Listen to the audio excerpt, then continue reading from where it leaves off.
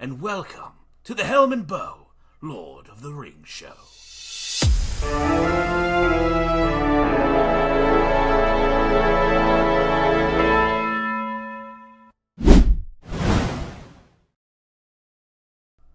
Welcome all to the very first Helm and Bow, Lord of the Rings show. I am your host, your Nuncle Tim, the Bard of Arda, and I am here with the estimable Burglar Belmont, Peter. I'm more of a grocer than I am a burglar. It looks more like a grocer than a burglar. Sorry. We're here. We finally made it. And we have to do this because we're interviewing people now. This isn't just me and Pete hanging out doing Lord of the Rings 20 questions. It could be both. It could be both. Maybe it shall. We shall see. The road goes ever on and on. We decided to do a podcast together back in 2023, right? That sounds about right.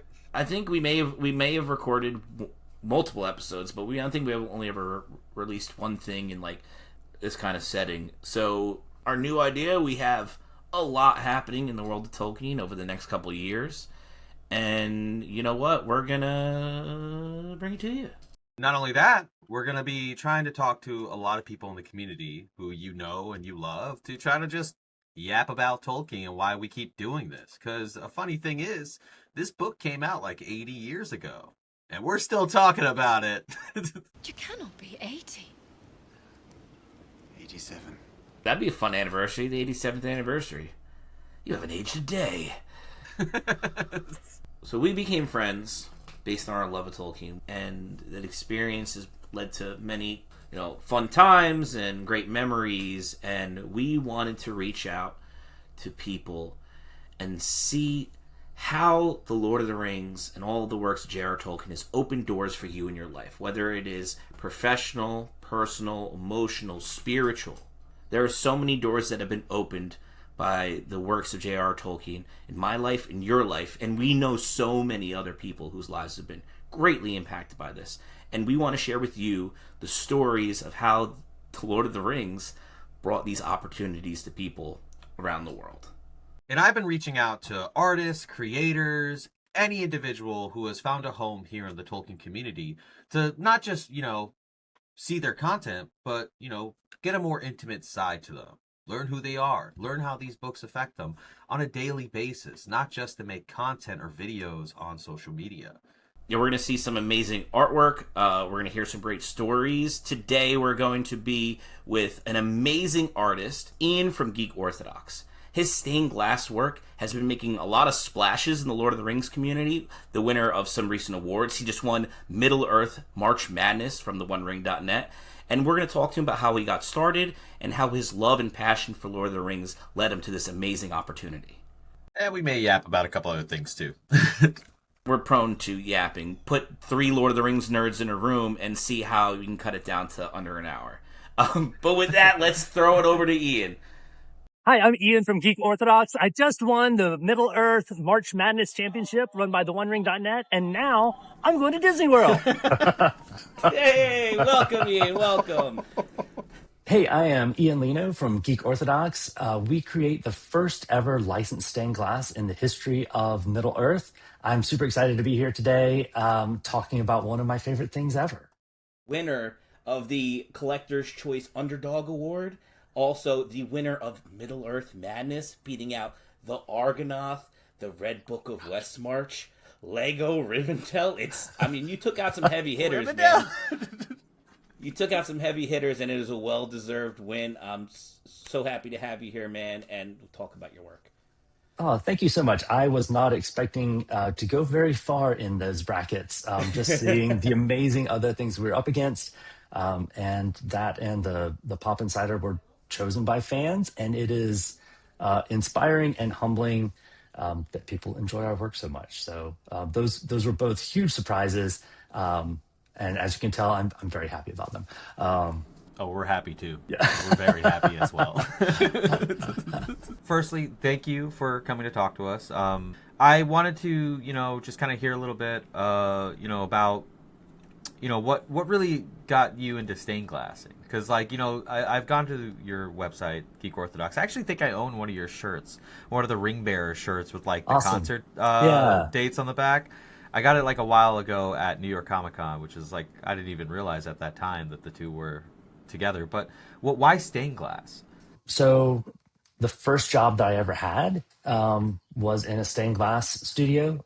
Statute of limitations. I'm sure I was well underage to be doing this sort of stuff. But my best friend and I, one summer, we were middle school, and some family friend owned a stained glass studio, and we were looking for anything to make enough money to buy comic books and rent video games. So we went As we in on the all are. weekends.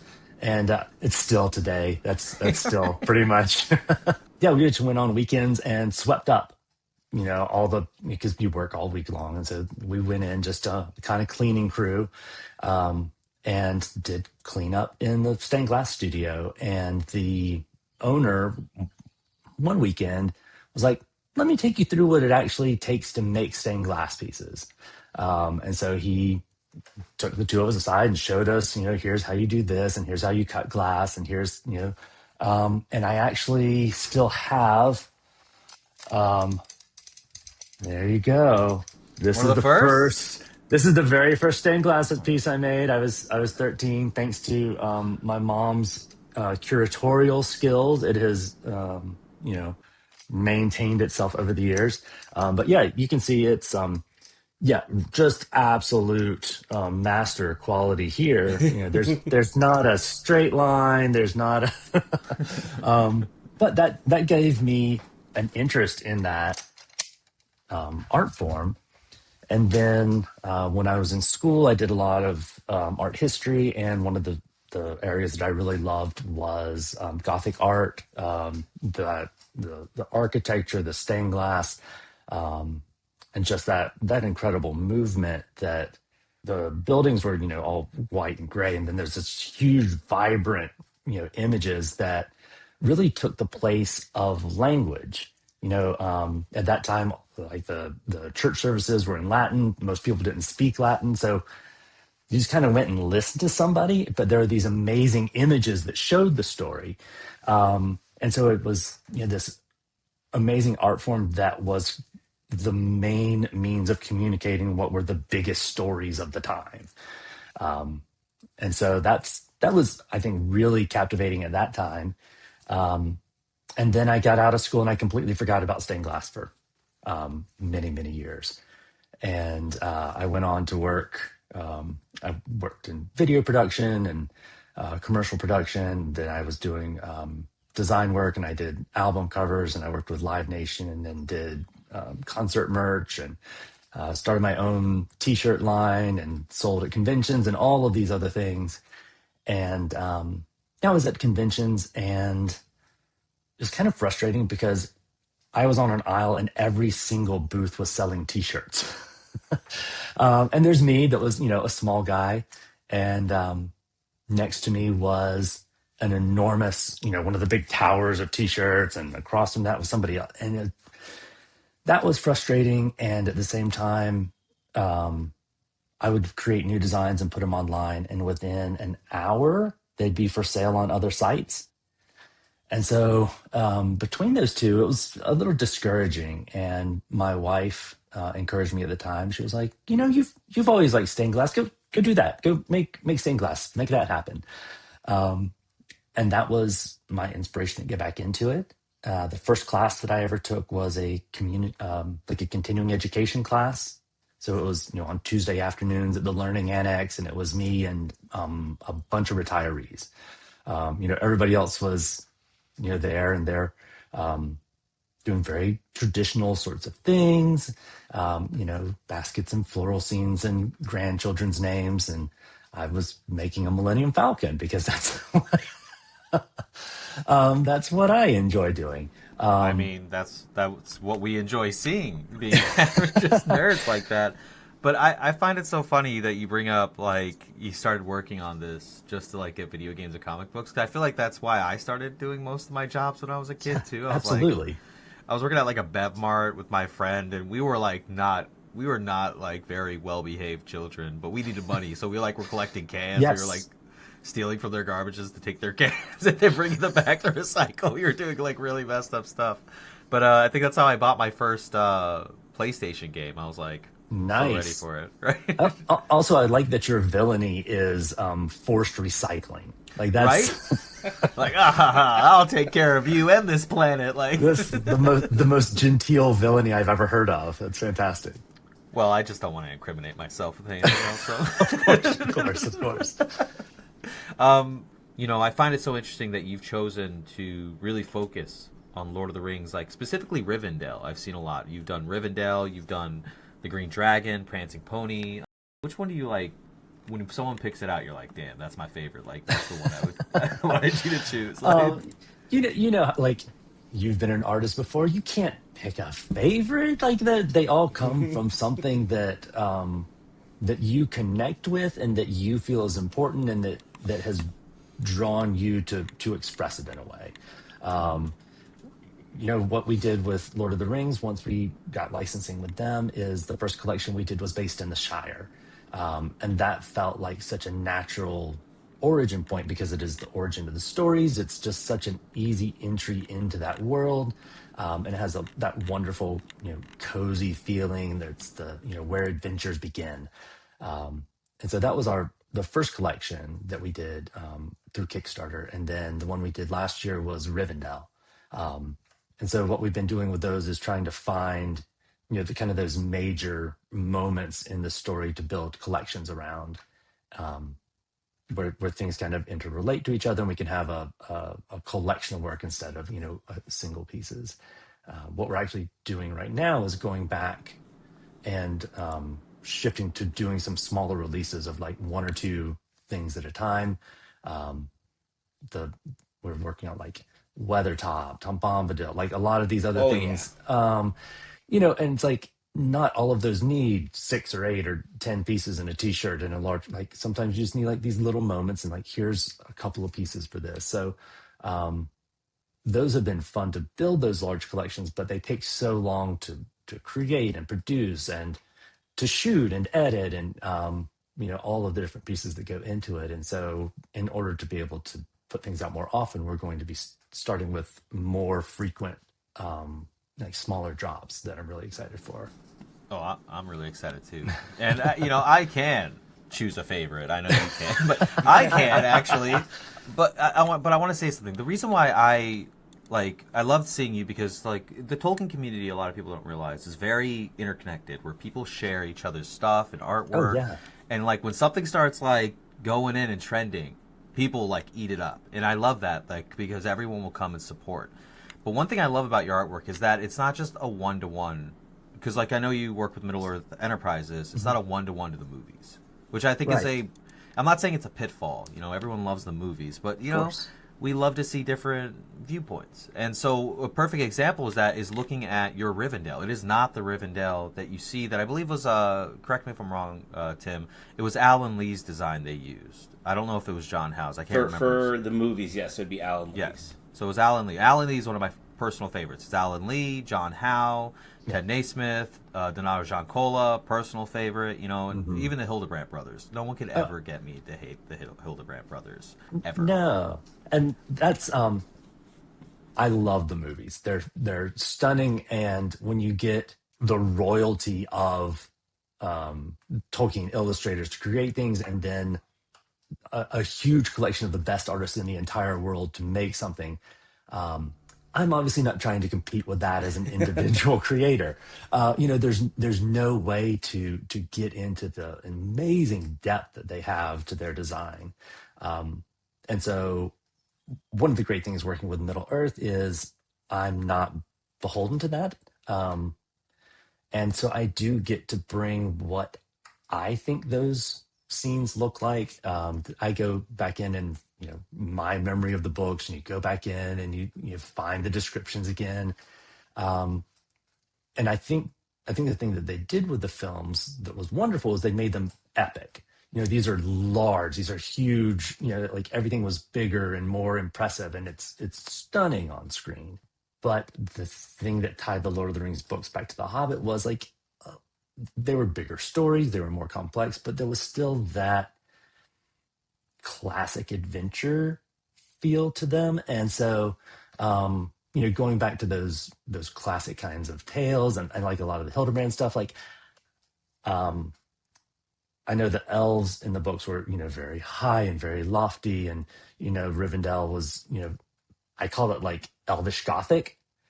That's an interesting way of putting it. I love that. Which is gorgeous, but it's like it's elevated, and you whisper in the hallways, and it's that like cathedral sort of feeling. And I feel like in the books, the elves were more natural.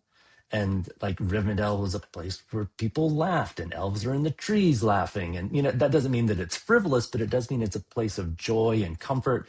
And so I wanted that design to hearken to that side of it, that it's more of like a cozy, comfortable, it's the last homely house, like homely. This should feel like home. And so that's kind of the design tact I took with it. I agree with your comments on the elves because, I love that you use Harkin, because like how many times do we hear that in the books? But overall, I love that because, Tolkien himself says that elves are all the more beautiful because it's sorrow mixed with joy and wisdom. Mm-hmm. And so it's like it's a very multicolor character. We can see such a variety of different like ideas of what the elves are. Where you look at the Hobbit, or you look at the Silmarillion, or you look at characters you meet in Lord of the Rings, even like Legolas. Legolas is a very different elf than someone like Fingolfin, or, meeting someone like Elrond, And so it's really interesting to hear you say that, because it's something that I notice too a lot. And I think a lot of like other individuals who end up wanting to like read the books a little more, or have read the books recently, they're so surprised by how different some of these characters actually are from one another. And so I just dig it. I totally dig what you're saying here. I can't wait for your next series to drop to see like what else you delve into. What is like something outside of Lord of the Rings that you like really dig right now? So we like some of the sci-fi stuff were things that I did, fan art type of work. And as where you've moved into doing only officially licensed products, Gen Con was one of our first that we worked with. So we do a design for them every year. This year we're working on an original glass piece for them that we'll see if that gets produced. We also are working with a number of other licensors that are in talks, which I hate being, couched about that, but legally you can't say things until they actually come through. But we just signed one licensing agreement that I'm really excited about. We have a few others in the works that will really, I think some of those will feel like natural progressions outside of what we're currently doing, but allow us to push into some other ways of creating designs and other worlds that I love. There's so many things I love that I likely will never produce artwork for. Star Wars, Marvel, these things are so colossal that they're beyond the scope of our studio at this point. Yet. Yeah, exactly. So far. They're looking to make partnerships with other global corporations, and that's definitely a little bit bigger than we are. But there's so many things that I loved growing up. Narnia was what was read to me before Lord of the Rings. That was kind of the runway. Those are a little lighter, a little quicker, and so. Yeah, my stepdad was courting my mom when I was young, and so he came over and like read the Narnia books to me like for bedtime. And Smart man. Clever. That was a good play. They're still married 45 years later. And so that was my introduction to that, and then we moved into Lord of the Rings, and so I had those read to me, and I've read them myself. And then there's so many other fantasy books. Talk about Merlin. I did Once and Future King. I read. Oh yeah. Which is fantastic. And then you get into Forgotten Realms and D&D. Like there's. Are you a D&D player? Do you like play? I do. Yeah, I'm. My most recent game I played was with a neighbor. We went over just on a weekend night to go, have a beer with the mom and the 12-year-old now. Like we brought some games. We love, tabletop games. We brought a selection of games. We're going to have a little game night. So we brought all of our games over, and we get over, and the 12-year-old has set up his DM screen, and he's like, all right, here's some pre-made characters, or you can make your own. We're rolling Lost Minds of Fandelver. You Fantastic. And then just boom, right into it. Let's go. But like this, everyone was surprised that was the event for the evening, but it was super Smart fun. kid. He did a great job. He added things to a classic story, and there was a living suit of armor that was pieced out that we had to find, and then it came together, and then that became character. And I love the kind of collaborative storytelling of D&D, and the way that you can bring so much to it, and it's just a great melting pot for all the other influences that we've had, and it's just never not fun to do that sort of thing with friends. We talked about favorite artists and like out of Lord of the Rings. If you had to choose one though, which artist out of the ones we listed would you be okay living with for the rest of your life? It's a challenge being an artist too. You don't want to feel bad every day of your life. So you're like, I kind of don't want to hang out with any of them because I feel like I don't measure up. You know what I mean? Also, you can ask my wife or my best friend or anybody else. Like, favorites are kind of like my kryptonite. Like I'm more circuitous in my thinking, and I have a hard time being like, well, this is the best one of these. And that's like, I can kind of see value in most things. And I can never pick a favorite of anything.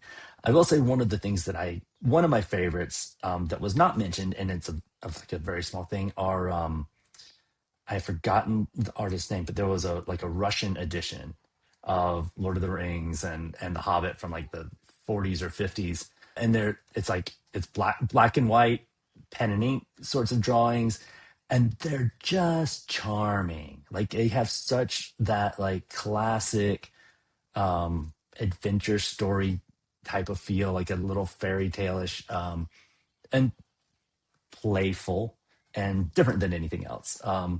So that's some of the ones that I love that never get mentioned because it was just this one version. No, I know exactly what you're talking about, and Yeah. I'm glad it went towards this because my favorite artwork nowadays, like I can't choose an artist either. I mean, everyone knows I love Donato Giancola. I've met him before in person. Like I love the work he does. Nice guy. I really love the Japanese editions of The Hobbit and Lord of the Rings artwork. They're all line drawings, and they're crazy. Like where they had one for Shadow of the Past, and it stands out to me so much because it's Gandalf and Frodo talking. But then, like the speed, like thought bubbles are all the scenes of Isildur and Sauron and like all the and like the Gladden field, and it looks so cool. And I'm surprised, like we don't do more like personable artwork for the books, where we get a lot of it just being Tolkien's illustrated edition, where Right. The newest ones that came out are just showing pieces he had done, or we see Ted Naismith, his artwork getting featured a lot with that. There's an Alan Lee edition now too, no John Howe edition. But an Alan Lee edition now where you could, of Lord of the Rings, where it's all of his artwork through the books. But I really wish they would just invite artists to like do whatever they want sometimes. Be like, just make something for this and we'll add it to a collection or make a certain specific one for you and like focused on your artwork. I think it'd be so much more fun than just like reusing the same pieces a lot of the times. So I love that you brought up like a really obscure one. And That's what I like. I've always been a sucker for black and white line art, block prints, lino cuts, all of those sorts of things. I've etchings. Those have a special place in my heart. Just those types of things. Color is beautiful, but there's something about those single color pieces. I say as somebody that's doing stained glass art, which is the opposite of that. But I love those types of pieces, and I think you get that kind of thing with some of the like specialty presses, Subterranean Press that would do versions of stuff, Wraithmark that does a lot of stuff on Kickstarter where you're getting, different versions of artwork or that sort of thing. I love it. I love art books where it's, just different stuff on every page. It's so fun to see the variety of inspiration. All right. Well, you didn't answer my question. That's okay. I'm going to take that as your answer. But now I got to ask you some more questions. If Yeah, you I don't get to create... do 10 minute like running screeds on everything without actually answering them. This is my run for political office in Middle Earth. No, I not answer your question. Let's tell about the. It's called filibustering. Another one I like to ask people is, if you lived in Middle Earth, right? Mm-hmm. You got to go to these taverns. You're going to the Ivy Bush. You're going to the Green Dragon. Maybe you're hitting up Bag End or you're on Bagshot Rose. Mm-hmm. What kind of food are you looking to eat, and which meal is most ideal? Like, for example, I'll go first. Yeah. I'm hitting them up for bacon. I know they have bacon and eggs sure. first thing in the morning, and then I'm sticking around for second breakfast because I know a couple scones getting thrown in there too. I know Bilbo's pocketing them, so Naturally. I want to know what's so good about them. That's me, I mean, obviously, we're in the Shire. It is a potato-based diet that I'm looking for, which is also some of my favorite from all meals. If you're picking one, like second breakfast feels like the best. Like that feels like the sweet spot of like there's breakfast, there's some lunch. You got this. It's the brunch. Like that's the meal that you can have a beer with without feeling bad about it. Like that. Fried potato, all these sorts of things. So that's my pick for best Hobbit meal. We could go right into luncheon and continue eating. And let's be honest, there's some days you're not making it up for first breakfast. No, no, you're right. You stayed up too late with friends. First breakfast is like, you hear them making it and you're like, it smells great, but also I'm going to stay in this cozy bed for another hour. And then when you finally get up, boom, second breakfast. Yeah, and sometimes you stay up late, you get these unwanted guests. They show up at your door, 13 of them, and then a 14th. It's terrible, man. It is terrible. And who knows when a dwarf will show up. The next question I'm going to ask is, where would you live? Besides the Shire. I think a lot of people say the Shire. And I would too, because they have clocks and a postal service. They're really living it up there. But if you could live anywhere else in Middle Earth, and I'm actually going to take out Rivendell too, because you already told me you're a huge Rivendell fan. Yeah, that's... If you wanted to pick somewhere safe, too bad. You're done. You're Damn done. it. Yeah, that's your, the safe, cozy place, which is, I think, a natural draw. I think the thing with Rivendell is that it is again somewhere that is warm and inviting, but I think the exciting thing is you're on the edge of adventure. Like I live in Asheville, North Carolina, so it's a small artsy town, but it's in the mountains, and there's it's a very cozy kind of place, but there's whitewater and mountain trails and climbing, lots of different stuff around. So I do kind of connect with Rivendell in that way. We're certainly not in the Alps or that Swiss kind of feeling, which is gorgeous and beautiful, but I feel a little connection with that just from where I've chosen to live. I think Rohan would be really cool. Like, I think pretty cool. I agree with that. I think the freedom of that, like the horse, the connection that you have there, and that that bond with you have people, and the freedom to ride the air, like that's pretty awesome too. Like. I think that's the right choice. I do think that's the right choice. If I had to choose anywhere though, I would go, because I just love it, is Heneth Anud. Window on the West, where all the Mar, and they have like decent food there. They eat well. Yeah. So, but that view must be so crazy looking through that waterfall. Tim, where would you live? I've always said the opposite side of the White Mountains. If you were to go like somewhere like near Dol Amroth, where you're on the shore. You're somewhat far away from danger, but still kind of in the thick of things, enough that you're not like Little House on the Prairie.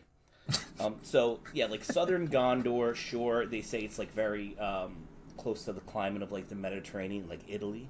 So it'd be nice to like put my feet up while everyone else is going east. I'm sorry, I was just picturing, Tim and Dol Amroth with a nice like seafood spread. Just like with his feet up, of course. I didn't even think about that. Wow, that's some great answers. I actually love both of your answers so much, because like I say Henneth Noon because I just like the location. I wasn't even thinking about like, beachfront properties or like horse riding, maybe some whitewater rafting down there on the Eisen. All right, well, any like, just to kind of close this out, I want to say like thank you so much for doing this, where we get to just talk briefly about this, and like I hope to do more stuff, inviting like artists like yourself to speak to others too. Like we do stuff at Voice of Arta, so I hope that's something we could do in the future. But Absolutely. I kind of want to end this on like, what are, besides like some of the new pieces you're working on, there are any events going on that you want to like shout out, or anything like that you want to share with other Tolkien fans, something personally about you that a lot of people don't know?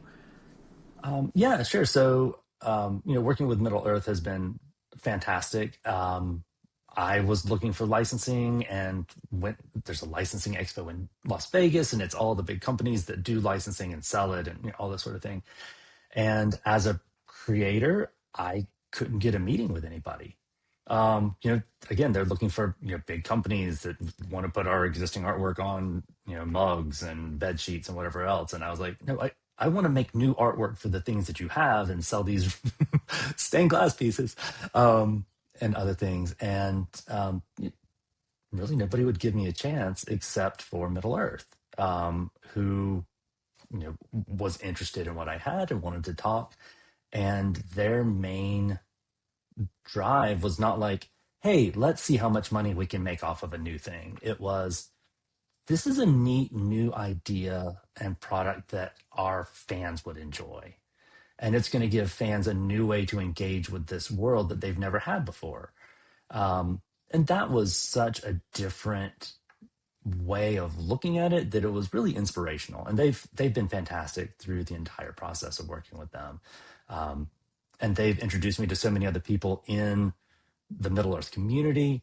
And that's given us the opportunity to do some other collaborative pieces. We did some pins and keychains for the musical that was touring, and we worked with Asmodee and created some pieces for them that they used as giveaways at a couple of their conventions. And the Middle Earth booth last year at San Diego, if you saw that, they built a scale prancing pony, and our work was featured there. That's so cool. That was amazing. I was really sad not to be there. Same. Yeah.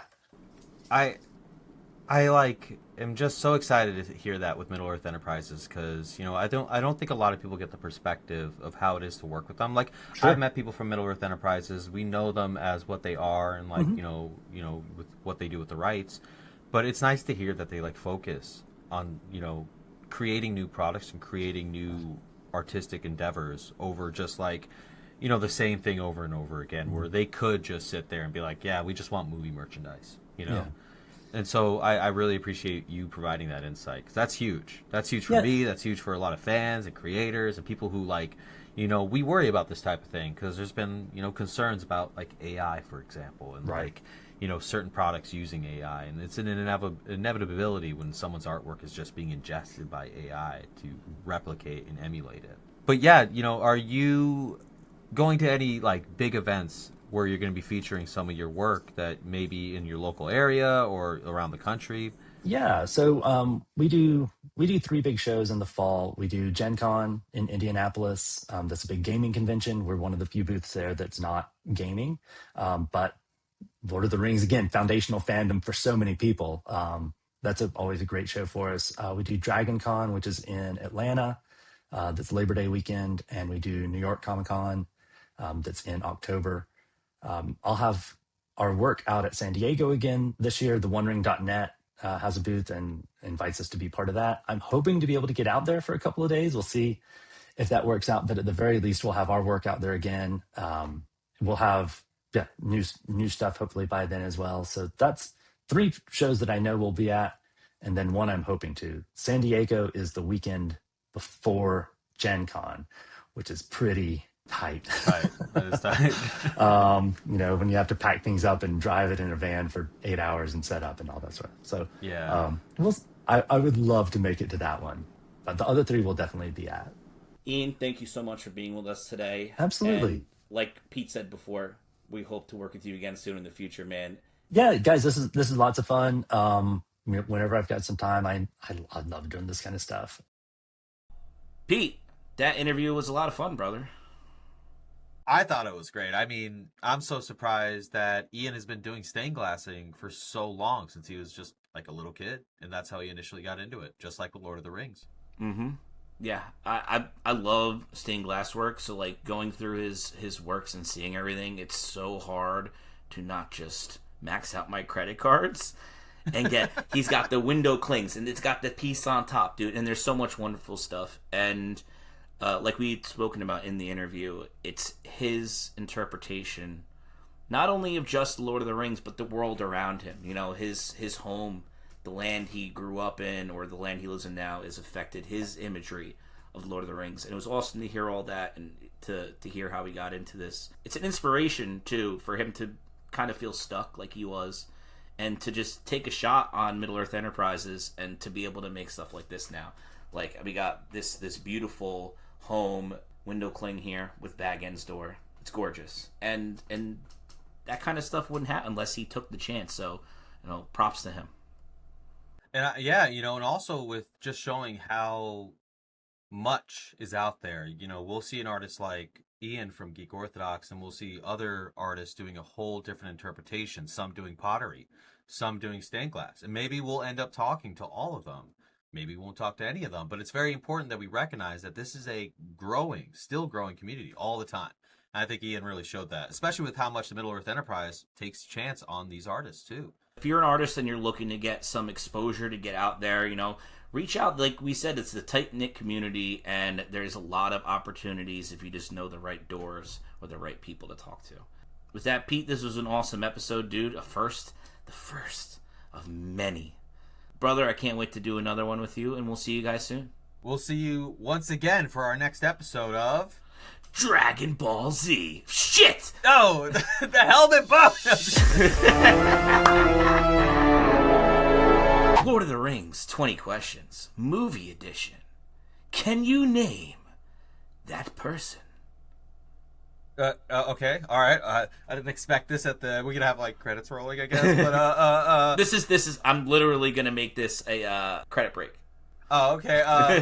All right. So is it is it a man? No. An elf? No. A hobbit? No. A dwarf? No. An ent? No. What? How many questions? That's five. It's a person, right? That's what you said. It's a person. Wizard. Yes. Is it Saruman? Fuck.